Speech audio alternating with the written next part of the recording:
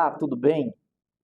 Graça e a paz do Senhor Jesus para você e seja bem-vindo para mais um vídeo da série Entendendo o Livro dos Salmos.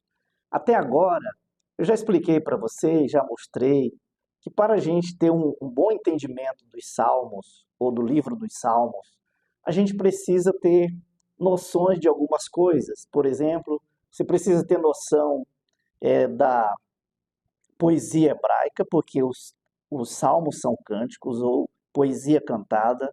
Você precisa atentar para as figuras de linguagem que um salmo apresenta. Você precisa também entender o contexto no qual gerou aquele salmo. Você também precisa entender o tipo ou a categoria que existe no livro dos Salmos. E quanto à categoria ou os tipos, nós já estudamos, ou eu já mostrei para você sobre os salmos da história da redenção. Também já mostrei para você sobre os salmos de Sião. Já falamos também dos salmos de lamento. E agora vou mostrar para você sobre os salmos imprecatórios.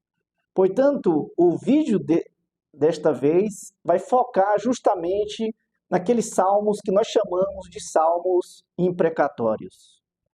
Para entendermos os salmos imprecatórios, precisamos ter em mente que os salmos imprecatórios, primeiro, são aqueles que os salmistas, diante de Deus, eles pedem ou eles clamam justiça contra os seus inimigos, opressores. Portanto, é um clamor por justiça. Os salmos imprecatórios são aqueles que contêm apelos a Deus para que Deus derrame a sua ira sobre aqueles que estão fazendo coisas erradas contra o próprio Deus e contra o povo de Deus. Também são os salmos imprecatórios, também são aqueles que mostram zelo pela santidade de Deus e pelo desprezo ao pecado, à maldade e à perversidade do ímpio.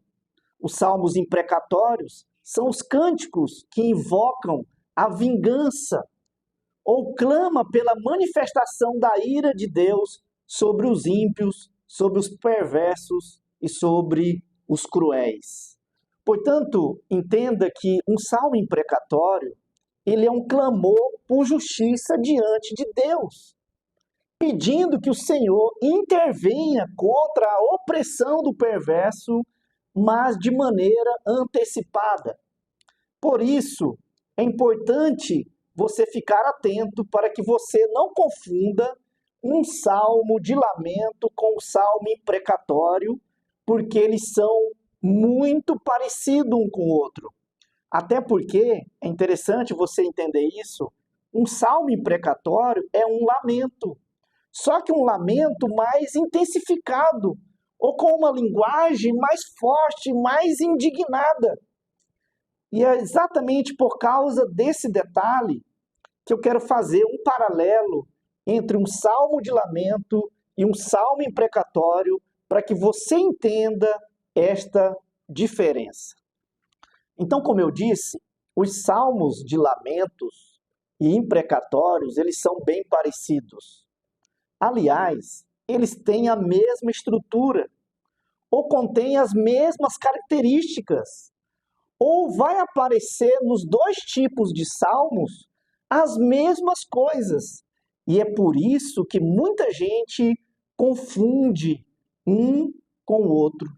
Então, para você não se confundir e ter condições de saber se o salmo é um lamento ou uma imprecação, deixa eu mostrar para você essa semelhança, ou essas semelhanças que existem entre eles. Mas eu gostaria que você atentasse para os detalhes, pois existe diferença dentro da semelhança. A primeira semelhança é que tanto um salmo de lamento quanto um salmo imprecatório, eles começam, todos eles, Os dois começam com um clamor, com um pedido. Agora preste atenção nesse detalhe, porque é aqui que está a diferença. No Salmo de Lamento, o clamor, o pedido, é em favor do oprimido, é em favor do salmista. Então, o pedido é que Deus intervenha em seu favor. Já no caso do salmo imprecatório, o clamor, o pedido é contra o opressor. O pedido é que Deus manifeste justiça e juízo contra o perverso, contra o ímpio. A segunda semelhança é que tanto um salmo de lamento quanto um salmo imprecatório existe uma descrição. Só que existe uma diferença nessa descrição. E a diferença é, num salmo de lamento, a descrição diz respeito àquilo que o salmista está passando, ou daquilo que ele está enfrentando. Já no salmo imprecatório, a descrição diz respeito ao malfeitor, ao perverso e o que ele está fazendo. A terceira semelhança é que tanto um salmo de lamento quanto o salmo imprecatório, quem está sendo atacado e afetado não deve nada ou não fez nada de errado contra aquele que está atacando. Agora preste atenção também nessa diferença. No salmo de lamento, quem está sendo atacado é apenas o salmista. Somente ele está sendo afrontado. Já no caso do salmo imprecatório, quem está sendo atacado e difamado ou afrontado é o salmista, é o seu povo e o seu próprio Deus e as coisas de Deus, como a sua honra, os seus atributos e principalmente o atributo da santidade de Deus. A quarta semelhança é que tanto o salmo de lamento quanto o salmo imprecatório existe uma afirmação de confiança. Só que a diferença aqui está exatamente nesse detalhe. No salmo de lamento, a afirmação de confiança do salmista é naquilo que Deus vai fazer em seu favor, em favor do salmista. Já no caso do salmo imprecatório, a afirmação de confiança do salmista é naquilo que Deus prometeu fazer ao perverso e ao justo. E a quinta semelhança é que tanto um salmo de lamento quanto o salmo imprecatório, eles terminam com Deus sendo sempre conhecido ou reconhecido. Só que a diferença é, no salmo de lamento, sempre termina com a promessa do salmista em fazer Deus conhecido, ou que Deus será louvado por aquilo que Deus fez pelo salmista. Já o salmo imprecatório, ele sempre termina com aquilo que Deus vai fazer, com aquilo que Deus fez com o perverso, e Deus sendo reconhecido, conhecido por isso.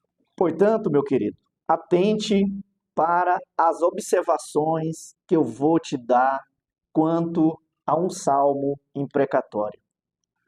E a primeira observação é que um salmo imprecatório, ele é um pedido cantado, aonde o salmista, aqui está o detalhe, o salmista entrega o problema ou a pessoa para Deus, deixando que Deus o vingue, ou deixando a vingança a Deus, ou a punição justa a Deus por causa da maldade daquele que foi mau, cruel e perverso, porque os salmistas eles entendem que a Deus pertence a vingança e só Deus é o supremo juiz. Por isso, perceba que isso não vai contra aquilo que aprendemos no Novo Testamento. Pois no Novo Testamento, Deus continua sendo um juiz e o vingador contra aqueles que maltratam a sua igreja, o seu povo. É por isso, então, que 1 Pedro 2, 20 a 23, vai observar as mesmas diretrizes. Pois em 1 Pedro nós somos lembrados que, não devendo nada, assim como os salmistas e assim como o próprio Jesus, que é o modelo aqui em Pedro, daquilo que eles nos acusam, a gente não devendo nada daquilo que eles nos acusam, devemos entregar àquele que julga retamente. A segunda observação daquilo que devemos atentar quanto a um salmo imprecatório é que os ímpios, queridos, os malfeitores, os inimigos que falam tais salmos, eles são poderosos. Olha só as características desses malfeitores. Eles são poderosos, eles são maus, eles são enganadores, eles são orgulhosos, eles são violentos, eles são cruéis. É por isso que eles oprimem, eles ameaçam, eles agridem, eles perseguem, como também agem maliciosamente contra indivíduos, contra a nação e contra o próprio Deus. É neste contexto que os salmistas, enfurecidos e com as suas almas inflamadas contra eles, e sem poder fazer nada, sem que isso contrarie os preceitos de Deus, eles os entregam ao único que pode fazer alguma coisa. É por isso que eles entregam exatamente essas pessoas ao próprio Deus. A terceira observação é que as imprecações dos salmos, elas expressam sim indignação e ira. Só que, olha o detalhe, uma ira santa, uma indignação santa, não pecaminosa. E aí, mais uma vez, a gente é lembrado no Novo Testamento que nós podemos até irar, mas não pecar. É por isso que o meu lamento indignado, ou o meu lamento irado, ou imprecatório diante de Deus, ele não pode ser por minha causa, ou por causa das minhas coisas, ou misturados com sentimentos pecaminosos, mas por causa das coisas de Deus, do próprio Deus, da sua glória e da sua honra. Ou seja, para fazer tais imprecações, os salmistas entendiam que é um governo exercido por Deus neste mundo. E eles criam piamente naquilo que é correto e naquilo que é errado. E eles entendem que isso tem um significado diante de Deus. E, por conseguinte, há um juízo, tanto nesta vida, como um julgamento que ainda será no futuro. Portanto, quando estiverem diante de um salmo imprecatório, atente para o fato de que aquilo que os ímpios, os perversos, os maus daquele salmo fazem ou fizeram, não é só uma afronta pessoal que enfurece o salmista, mas no seu sentimento, tal impiedade é uma afronta a Deus, às leis de Deus, às coisas de Deus. É por isso, então, que as imprecações descritas na Escritura são entendidas como clamores dos justos contra a impiedade ou a manifestação do mal, isto é, um pedido de um justo pela execução da justiça. Diante desses detalhes ou informações, eu quero vos lembrar ainda de duas coisas importantes diante de um salmo imprecatório. E a primeira observação, ou o primeiro detalhe, ou a primeira informação, é exatamente essa, que se você está sofrendo acusação ou crueldade por parte do ímpio, do perverso, porque você fez algo de errado contra ele, nunca faça um pedido de lamento e nenhuma imprecação, porque esse pedido vai te afetar também, porque lembre, você está pedindo justiça, e se você fez algo errado, Deus também vai aplicar justiça em você. Então lembre-se, para fazer tal pedido, você não pode dever nada, e não pode ser por sua causa ou por suas coisas.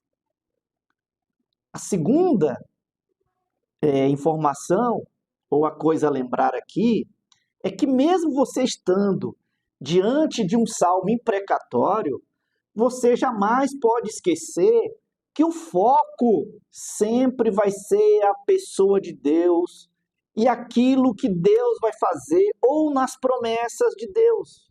Lembre-se, o salmo é um salmo de louvor. Como eu já disse para você, todos os salmos são salmos de louvores. Portanto, o objetivo de cada salmo é revelar Deus, é mostrar quem é Deus, é fazer Deus conhecido. Por isso é que eu quero terminar mostrando para você, assim, de maneira bem prática, o resumo do Salmo de número 58, para que você entenda melhor um salmo imprecatório. Então, este é o resumo do Salmo de número 58.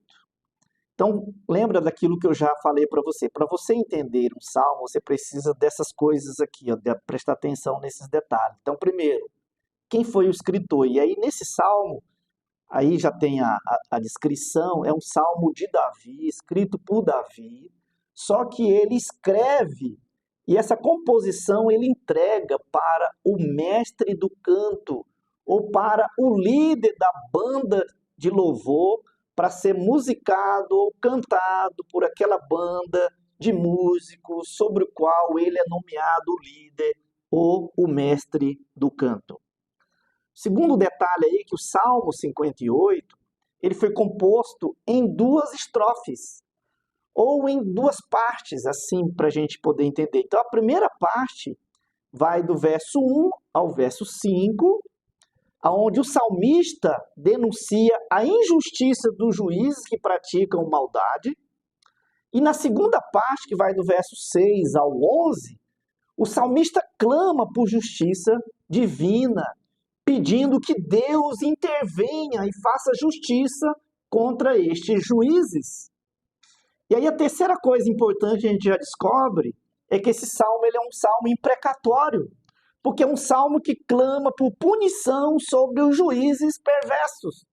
Então veja que o salmo está sendo dirigido aos oficiais juízes que estão fazendo coisas terríveis. Tanto é verdade que o próprio salmo os acusa. Também faz uma descrição dos seus pecados e termina com a condenação deles.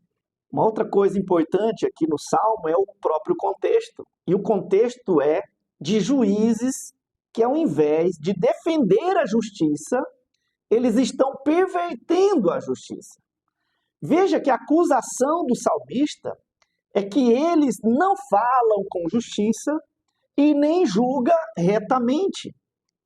Aqueles que deveriam atentar para a justiça ou com a justiça, o que eles estão fazendo é elaborando planos maus em seus próprios corações, que o texto chama de íntimo, e agem de conformidade com esses planos malignos. É por isso que quando você olha para o Salmo, você vai ver a descrição destes juízes perversos. Então, no verso 3, olha só a descrição deles. Eles são estranhos a Deus desde o nascimento. Segundo, eles estão longe da verdade e ainda preferem a mentira. O verso 3 diz isso. No verso 4 e no verso 5, eles são comparados a serpentes venenosas que nem mesmo obedece o seu adestrador. E O verso 6 ainda diz que eles são comparados a leões, onde eles atacam as presas, eles devoram essas presas. E aí perceba que ele está usando uma figura de linguagem. É por isso, então, que quando você olha para o Salmo, você vai ver que o pedido do salmista é que Deus intervenha e puna com juízo todos eles.